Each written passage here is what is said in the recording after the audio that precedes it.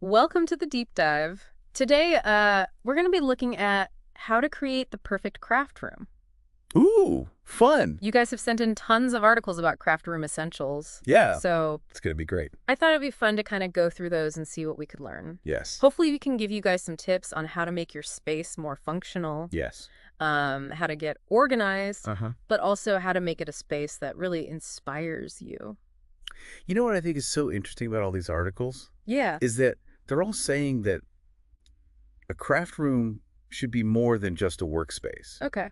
It should be like Interesting. an extension of yourself almost, Oh, like a sanctuary okay. where you can be creative and just recharge. So you're saying it's not just about having a place to store your supplies and work on projects. Right. It's about creating an environment that actually nurtures that creative process. Exactly. They talk about how the right space can actually help you relax and focus Mhm. and get into that flow state where the ideas just come naturally. I can definitely see that.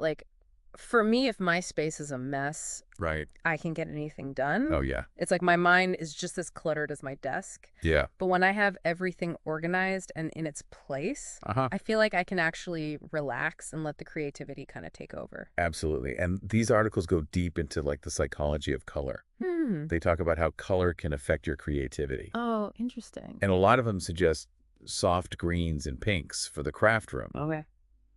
because they say those colors promote calm and concentration. I mean, those are lovely colors, but I'm Yeah. curious what they'd say about people who like really vibrant colors. Right? Do you think those softer tones are the only way to go? Good question. I don't think so. I think it really comes down to personal preference. Okay. If you're someone who gets energy from bright colors, then go for it. Yeah. Embrace that in your craft room. So maybe instead of soft pastels, Right. you could use jewel tones, Yeah. like a deep emerald green or Yes. like a sapphire blue. Yeah, or you could do pops of bright color against a more neutral background. Yeah. So many options. So it's really about just finding what speaks to you Exactly. and what makes you feel inspired. Totally. And that actually leads us to another big theme in these articles, which is personalization. Okay. They really emphasize adding those little touches that make the space feel like you, Hmm. like your personality is reflected in the room. I like that. So they have all these examples like colorful storage bins, Ah. artwork that you love, Yeah. maybe a cool light fixture that's kind of whimsical. I remember one article talked about using open shelving to display collections. Oh, Or things that yeah. inspire It you, goes off. like little treasures and things. Totally. It's almost like creating a mini museum in your craft room, I love that. a visual reminder of all the things you love. Yeah. And speaking of inspiration, one article was all about the importance of having a good workstation. Right. So that means a spacious desk, Yeah. plenty of storage, Mm-hmm. and of course, good lighting. Oh, yeah, for sure. Those are non-negotiables for a functional and productive space. Absolutely. I can't tell you how many times I've lost my train of thought Uh-huh. because I'm in the middle of a project and I can't find the tool I need. Yeah. It's buried under a pile of fabric scraps, Ugh, and it's like the creative energy just drains right out of you. so frustrating.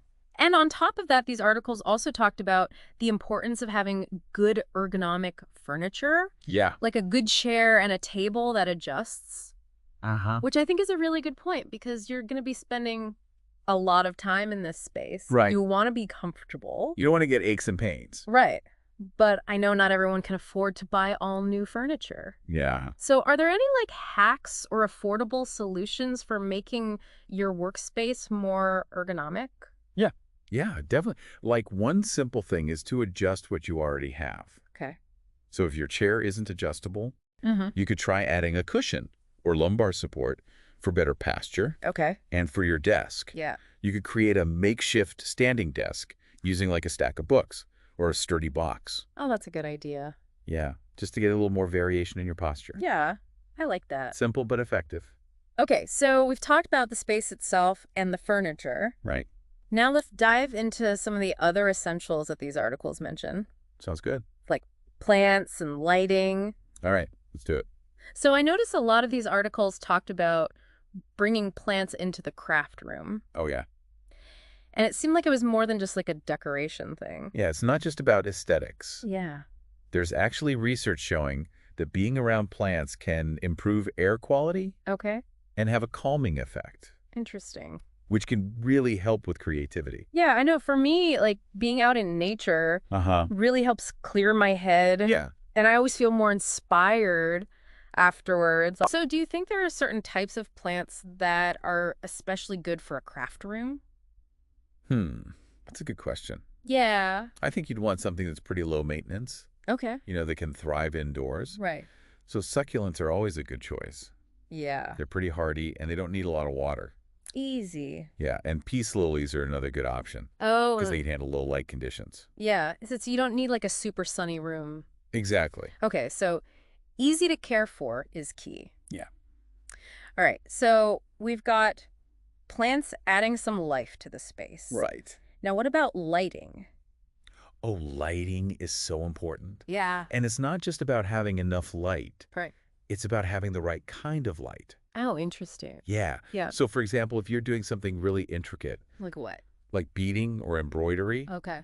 you're going to need some bright, focused task lighting Yeah, that makes sense. to really see those fine details. Yeah, I can imagine if you're trying to work on something tiny. In dim lighting, it would be so frustrating. Totally. So for task lighting, Yeah. LED desk lamps are really great. Okay. They're energy efficient, and they give off that bright white light. Mm-hmm. That's perfect for detail work. Nice. And you can even get lamps with like adjustable arms Oh, yeah. and brightness settings. Uh-huh. So you can really customize the light for whatever you're working on. Exactly.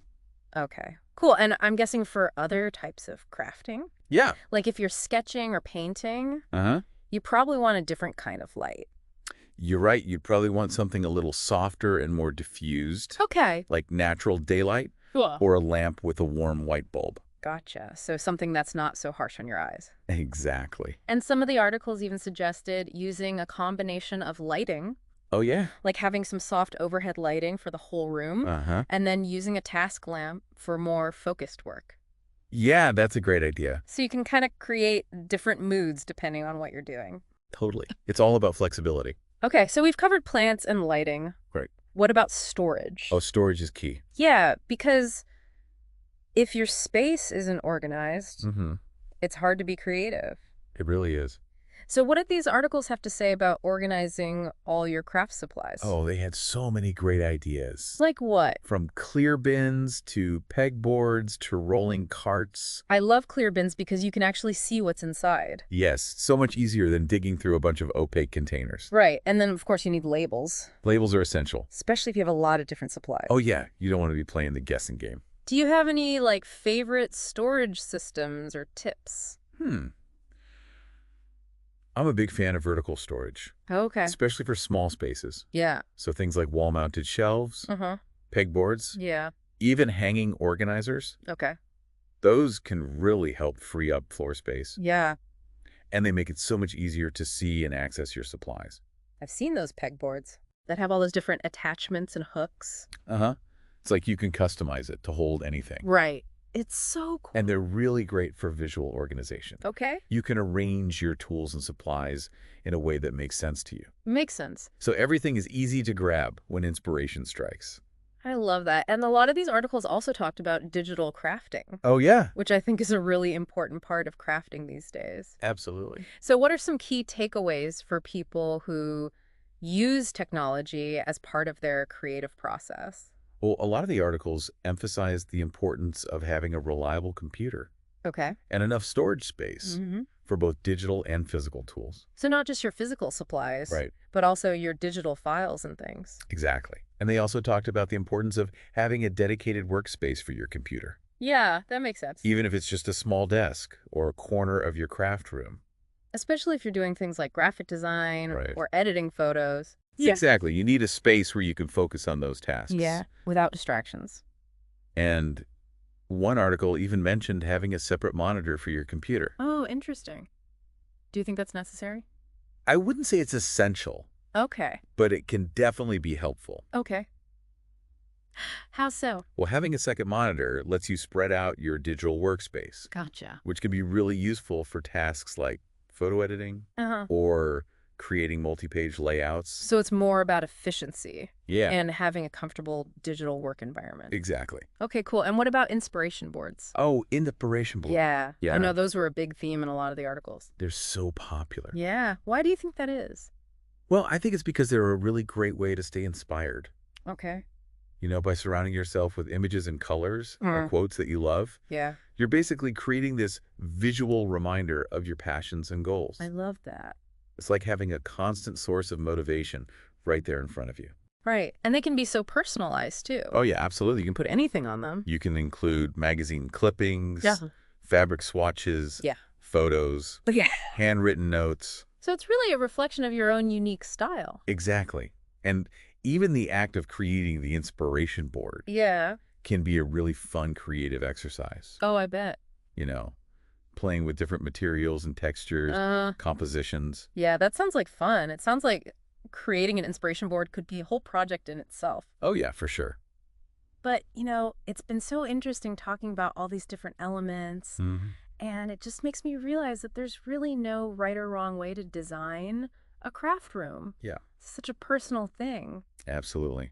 It's all about understanding your own creative process, Yeah, what you need, what inspires you. right. These articles were really big on that. Uh-huh. Like, it's not about creating this picture-perfect space. Okay. It's about creating a space that really reflects you and supports your crafting journey. So for someone listening who's maybe feeling a little overwhelmed by all these ideas, Yeah. where would you suggest they start? Hmm. I think the most important thing is to really envision how you want this space to feel. Like, think about what kind of crafting you do. Yeah. What are your must-have tools and supplies? Mm-hmm. What inspires you? Okay. Once you have that clear vision in mind, Yeah. then you can start thinking about the layout, the colors, all those personal touches. So it's almost like creating a mood board Exactly. for your craft room before you even start like moving furniture. Yeah, and remember, it doesn't have to be perfect right away.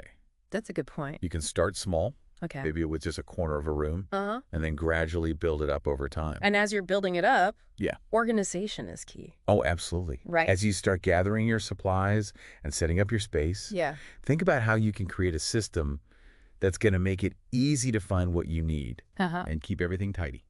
All right, so let's do a quick recap of Okay. everything we've talked about today. Sounds good. We talked about how the craft room is more than just a workspace. Yeah, It's like a sanctuary, an Mm. extension of your creative self. I like that. We talked about the importance of color Yes. and personalization and how to create a functional and inspiring workstation. Right, with good ergonomic furniture. Yes, and don't forget about plants Oh, yes, plants. and good lighting. So important. And of course, storage solutions Essential. and those magical inspiration boards. Don't forget about technology, too. Oh, yeah, that's right. All those amazing tools that are available to modern crafters. Definitely, even if you mostly work with traditional materials, Mm-hmm. it's worth exploring how digital tools can help you. They can really enhance your creative process. So to wrap things up, Okay. I want you to close your eyes Okay. and imagine yourself stepping into your dream craft room. There's natural light streaming in, Beautiful. maybe a gentle breeze carrying the scent of your favorite essential oils. Oh, I love that. Your inspiration board is filled with images and colors that just spark joy. So inspiring. All your tools and supplies are neatly organized within easy reach. Everything has its place. You take a deep breath. Ah, You feel this sense of calm and excitement. yes. You're ready to create. I am so ready. How does that feel? It feels amazing, like a space where anything is possible. Exactly. And as we close out this deep dive, I want to leave you with one final thought. Okay, I'm listening. If you could add one unique element to your craft room, something that truly reflects you, what would it be? That's a great question. Maybe it's a vintage sewing machine that was passed down from your grandmother? Oh, sentimental. Or a cozy reading nook where you can curl up with craft books? I love that. Or a whimsical chandelier that adds a touch of magic to the space? So fun. Whatever it is, let your imagination run wild and make it a space that truly inspires you. Make it yours. Thanks for joining us on this deep dive. It was so fun. Until next time, happy crafting.